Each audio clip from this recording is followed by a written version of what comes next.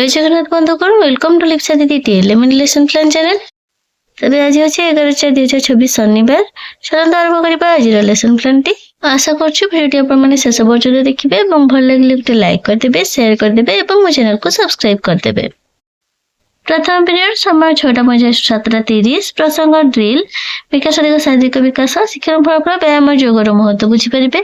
एलोकोड सीजे 3.4 शिक्षण कार्य सरल व्यायाम योगर अभ्यास कराइबे।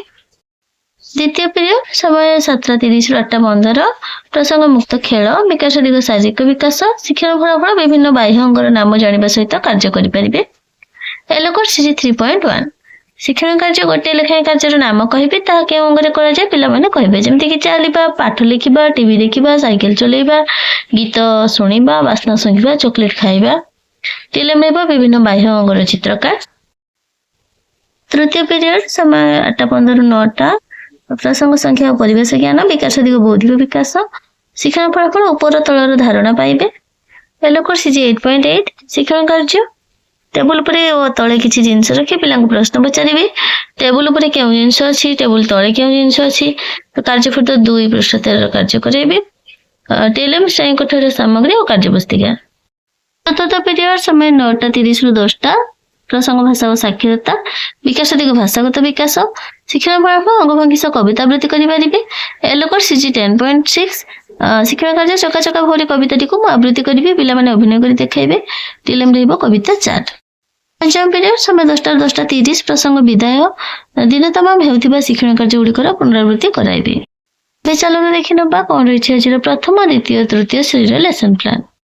प्रथम पीरियड समय 6:50 7:30 श्रेणी प्रथम द्वितीय और तृतीय प्रसंग ड्रिल विकास अधिक शारीरिक विकास शिक्षण फलाफल व्यायाम योगर महत्व बुझी परिबे। एलोकोड सीजी 3.4 शिक्षण कार्य सरल व्यायाम योग शिखाइबे। द्वितीय और तृतीय पीरियड समय 7:30 ରୁ 9ଟା प्रथम श्रेणी प्रसंग चित्रांकन विकास अधिक कला और सृजनात्मक विकास शिक्षण फलाफल आंगुठी छापर विभिन्न आकृति तैयारी करिबे। एलोकोड सीजी 12.1 शिक्षण कार्य आंगुठी रंग बुड़ाई फूल पक प्रजापति अंगुर आदि चित्र तैयारी कराइबे। टीएलएम रहइबो वाटर कलर आ कार्यफुट 5 रो कार्य कराइबे। टीएलएम रहइबो कार्यपुस्तिका।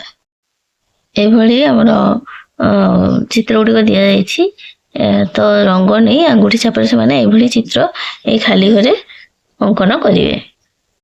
द्वितीय श्रेणी प्रसंग रहिबो भाषा विकास अधिक भाषागत विकास शिक्षण फलाफल इकार हर्षइकार मात्रा युक्त शब्द गठन पठन और लिखन।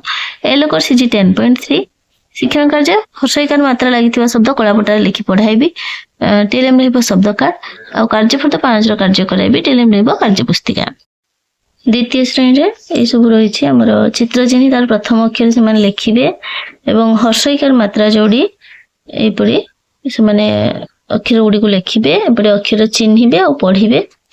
सारणीरो शब्द गढ़ी लिखिबे चक्की बीरी कानी बाड़ी पाटी बरा एभली शब्द गुडी को से माने एठी लिखिबे तापरे शब्द गुडी को से माने पढ़िबे। तृतीय श्रेणी प्रसंग आसीबो भाषा विकास अधिक भाषागत विकास शिक्षण फलाफल समतान शब्द पठन शब्दर शेष अक्षर को नहीं शब्द गठन वाक्य पठन। एलोकोड 10.3 शिक्षण कार्य मात्रा युक्त शब्द कार्ड पढ़ा को देवी पिला माने समान अक्षर शेष होतिबा शब्द कार्ड जोड़ी रखिबे और पढ़िबे। कार्यफुट 5 रो कार्य कराइबे। पढ़िबा गढ़िबा ओडिसा किट रो वाक्य पढ़िबा को देवी। टीएलएम रहइबो शब्द कार्ड पढ़िबा गढ़िबा ओडिसा किट रो वाक्य कार्ड। तो तृतीय श्रेणी रे एपरि शब्द गुडी रहिछि एगुडी से माने पढ़िबे एवं शेष रे समतान शब्दर जो अक्षर को से माने गारटानी जोड़िबे एवं एपरे जो शब्द गुडी को रहिछि से माने अक्षर को जोड़ी शब्द गढ़िबे और ए वाक्य गुडी को पढ़िबे। या सहित हमें पढ़िबा गढ़िबा ओडिसा किट रो बही गुडी को जो छोट छोट वाक्य अछि ताको मध्ये नै परिबा। एबे हम आसीबा चतुर्थ पंचम पीरियड समय 9:30 ରୁ 10:30 बा 9:30 ରୁ 10:30 प्रथम श्रेणी रे हमर प्रसंग आसीबा इमोजी विकास अधिक सामाजिक आवेग विकास जोटा कि हमर आवेग को नहीं होछि तो शिक्षण फलाफल विभिन्न आवेग चिन्हित करि परबे और रंग देबे।